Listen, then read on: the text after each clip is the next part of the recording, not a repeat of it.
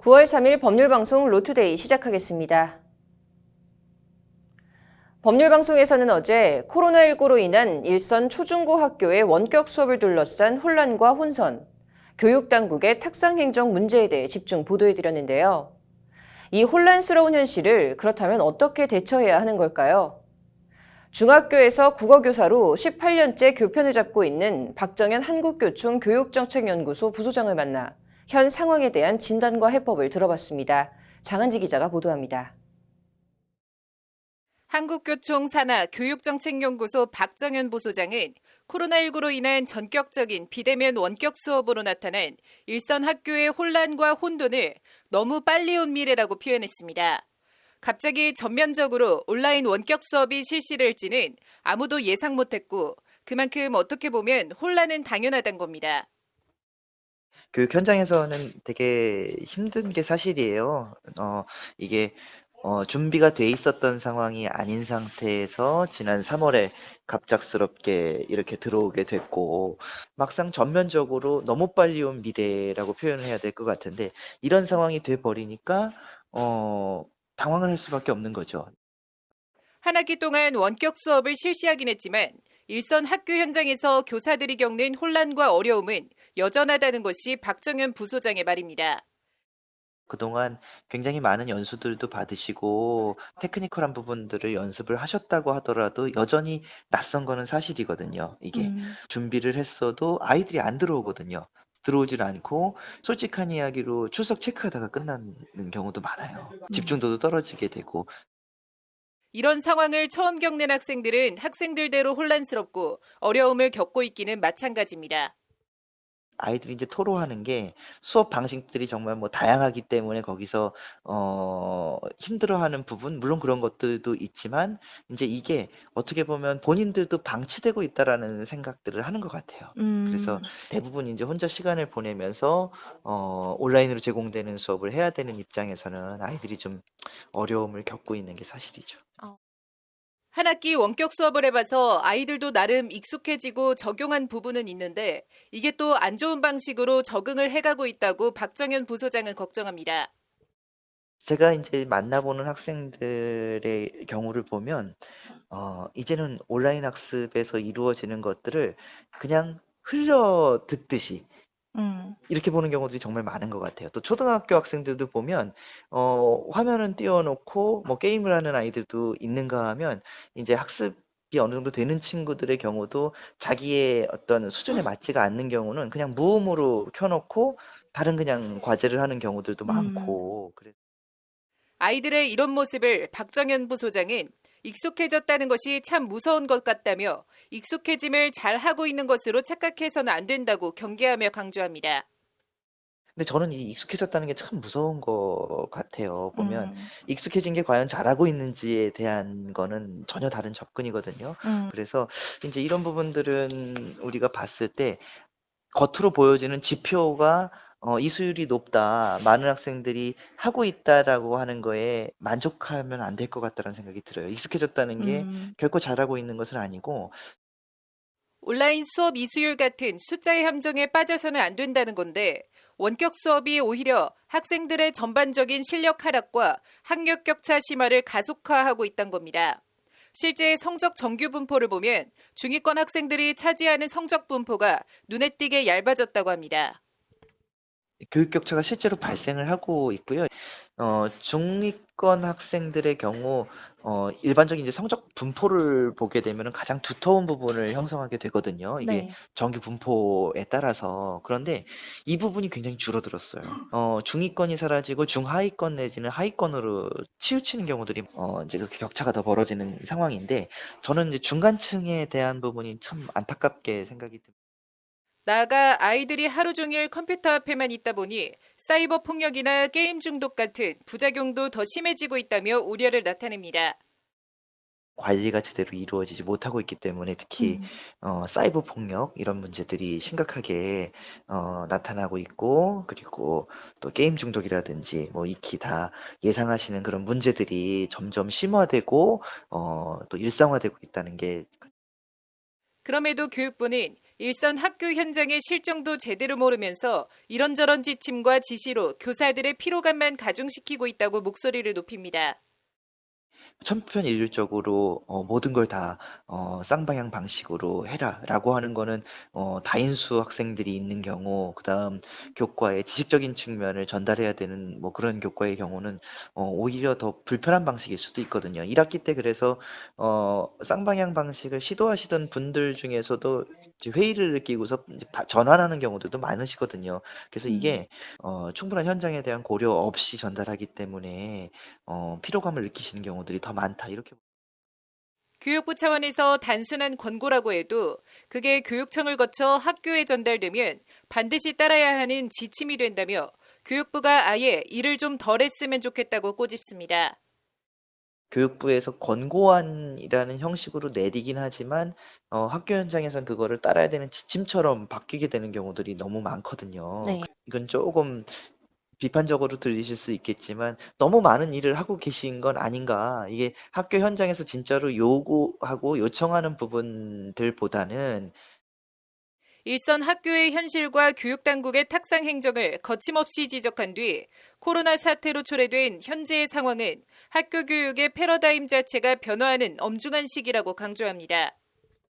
이게 코로나로 인해서 사실은 학교 교육의 패러다임이 바뀌는 거는 분명한 것 같아요. 그렇기 때문에 코로나가 종식되더라도 상당 부분 학교 환경은 많이 변할 것 같고, 그리고 이제 학교에서 교사에게 필요한 역량도 변화가 될 것 같아요.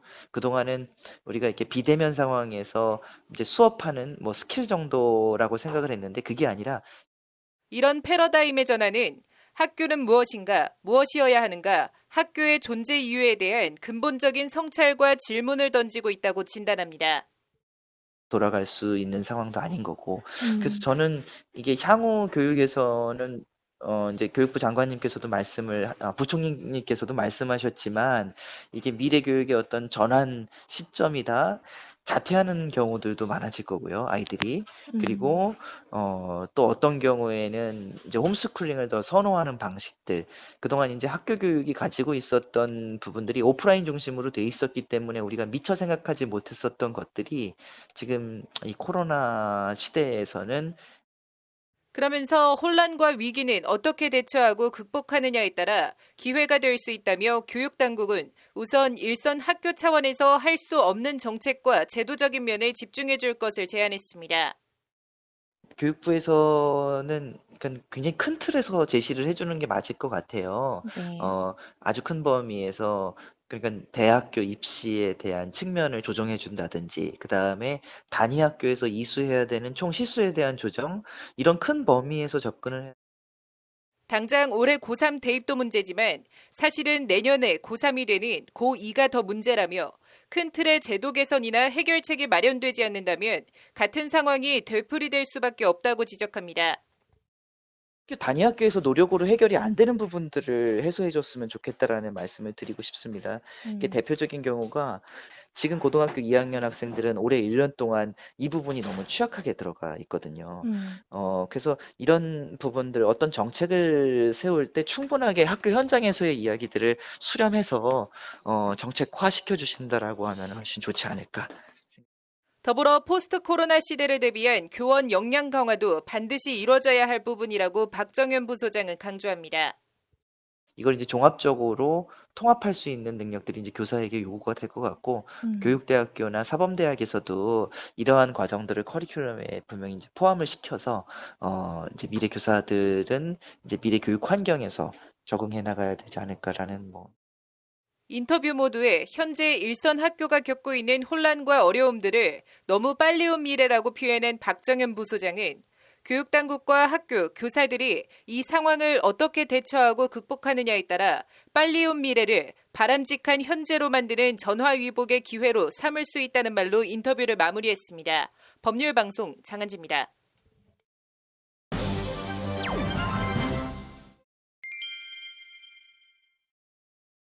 네, 학교 관련한 얘기 하나 더 전해드리도록 하겠습니다.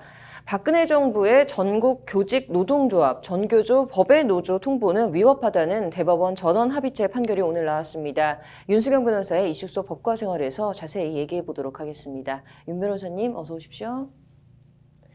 네, 일단은 이 전교조 법의 노조 통보가 있었다고 하는데 이 법의 노조가 뭔지부터 한번 볼까요? 네, 그 법의 노조라는 것은 말 그대로 노동조합법 등의 합법적인 테두리가 아니라 네. 법 바깥에 있는 노조라는 뜻입니다. 전교조는 박근혜 정부 때인 2013년 10월에 고용노동부로부터 법의 노조 처분을 받았습니다. 네. 그 국가보안법 위반 등을 이유로 유죄 판결로 해직됐던 전직 교원 9명이 조합원으로 있었기 때문인데요. 네, 당시 정부는 교원이 아닌 자의 가입을 허용하는 경우에 노동조합으로 보지 아니한다라고 규정한 교원노조법과 노동조합법을 그 법의 노조 처분의 근거로 들었습니다. 네. 이에 앞서서 2013년 9월에는 그 정교조의 해직 교원의 조합원 적용을 허용하는 정관을 개정하는 것과 조합원으로 활동하고 있는 해직 교원 9명을 탈퇴 처리할 것을 요구하기도 했는데요. 정교조가 이에 불응을 했고 이어서 이제 법의 노조 통보를 한 것입니다. 정교조는 통보 직후에 고용노동부 장관을 상대로 법의 노조 처분을 취소해달라는 내용의 행정소송을 냈습니다. 네. 지금 어쨌든 대법원이 오늘 이 원심 판결을 뒤집고 이제 전교조 손을 들어줬는데요. 이게 지금 파기환송을 한 거죠? 네, 그렇습니다. 그 대법원 전원 합의체 주심 노태학 대법관은 오늘 3일 전교조가 고용노동부 장관을 상대로 낸 법의 노조 통보 처분 취소 소송에서 원고 패소 판결을 했던 원심을 파기하고 사건을 서울고등법원으로 돌려보냈습니다. 12명의 대법관 중에 10명의 대법관이 법의 노조 통보가 위법이라는 의견을 냈고요. 2명의 대법관이 반대의 의견을 냈습니다. 김선수 대법관은 전교조 측의 대리를 맡은 적이 있어서 이번 심리와 선고에는 관여하지 않았습니다. 김명수 대법원장은 교원 노조의 법의 노조임을 통보하는 것은 단순한 지휘박탈이 아니라 노조로서의 존재 자체를 부정하는 것이라고 하면서 법의 노조 통보 시행령 조항은 노동 3권을 본질적으로 침해하기 때문에 무효라고 밝혔습니다. 네, 좀 이번 사안의 쟁점을 좀 정리해 볼까요? 네, 그 사건의 쟁점은 크게 3가지로 나누어서 볼 수가 있습니다. 그 첫 번째 쟁점은 교원이 아닌 자의 가입이 허용된 경우 시정 요구를 하고 이것을 이행하지 않으면 법의 노조임을 통보하도록 한 교원노조법 시행령이 위헌인지 위법한지의 여부입니다. 그리고 두 번째 쟁점은 교원이 아닌 자의 가입을 허용했더라도 실질적으로 자주성을 유지하고 있다면 노동조합법상 노조로 볼 수 있는지 여부가 되겠습니다. 그리고 마지막 쟁점은 법의 노조 통보가 기속행위인지 아니면 재량행위인지, 그리고 만약 통보를 재량행위로 본다면 이 사건 통보가 재량권을 일탈 남용했는지 여부가 되겠습니다. 네, 이거 지금 판결 사유를 조금 더 자세하게 들여다볼까요? 네, 그 오늘 대법원은 그 재판의 첫 번째 핵심 쟁점인 노동조합법 시행령 제9조 제2항이 기본권 침해는 법률에 근거해야 한다는 그 법률 유보 원칙의 위배가 된다고 판단을 했습니다. 해당 시행령은 교원이 아닌 자의 가입을 허용하면 고용노동부 장관은 시정 요구를 하고 이행하지 않은 노동조합에 대해서는 법의 노조 통보를 해야 한다라고 규정을 하고 있습니다.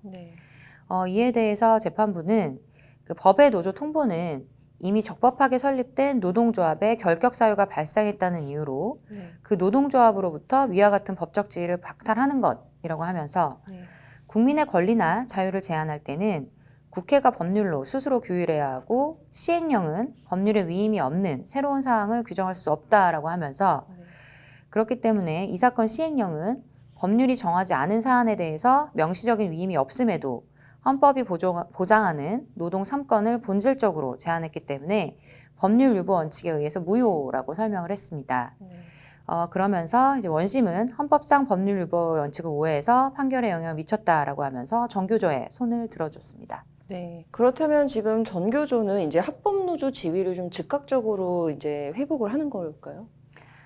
그거는 아닙니다. 그 대법원의 전원 합의체 선고 이후에 곧바로 그 대법원 특별 3부 선고에서 전교조가 고용노동부를 상대로 낸 법의 노조 통보처분 효력정지 가처분 신청은 기각 결정이 났습니다. 대법원은 이날 그 정부의 법의 노조 처분을 위법하다라고 하면서 서울고법에 다시 재판하도록 사건을 돌려보냈는데 앞서 말씀드린 가처분 신청이 받아들여지지 않았기 때문에 정부의 처분의 효력은 유효하게 유지가 됩니다. 네. 이에 따라서 정교조는 이제 파기환송심 판결이 나올 때까지 일단 법의 노조 상태를 유지하게 됐습니다. 좀 마지막으로 오늘 대법원 이 전원합의체 판결 의미 좀 개인적으로 어떻게 보시나요?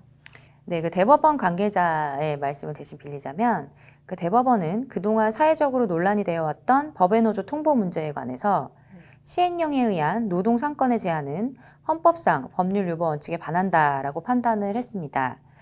네, 이 관계자는 그러면서 이 판결이 제시한 법리에 기초해서 해고 노동자의 노동조합 가입 문제, 그리고 결격 사유가 있는 노동조합에 대한 규율 문제 등에 관해서 사회적인 공론화와 입법적, 정책적인 해결이 이루어질 것으로 예상된다라고 했는데요.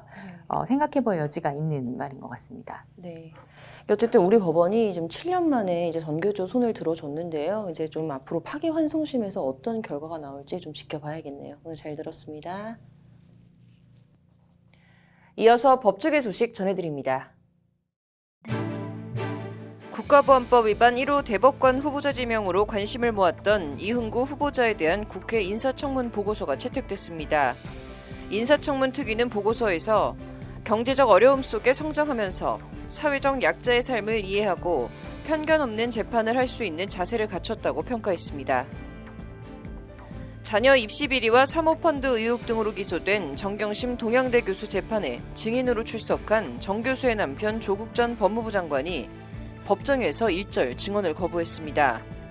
조 전 장관은 형사소송법상 부여된 권리를 행사하겠다며 검찰의 신문에 일체 답변하지 않았습니다. 현직 검사 시절 후배 여검사 등을 성추행한 혐의로 기소된 전직 검사가 항소심에서 징역 10개월을 선고받고 법정 구속됐습니다. 1심에서도 징역 10개월이 선고됐지만 도주나 증거인멸 우려가 없다며 구속되지는 않았는데 2심 재판부는 죄질이 가볍지 않다며 법정 구속했습니다. 11억 원대의 부동산 투자 사기를 쳤다가 투자금 반환을 요구받자 투자자를 자동차로 치어 죽이도록 청부 살인을 의뢰한 50대 남성에 대해 징역 20년이 확정됐습니다. 대법원은 원심 양형이 부당하다고 할 수 없다며 원심 판결을 확정했습니다.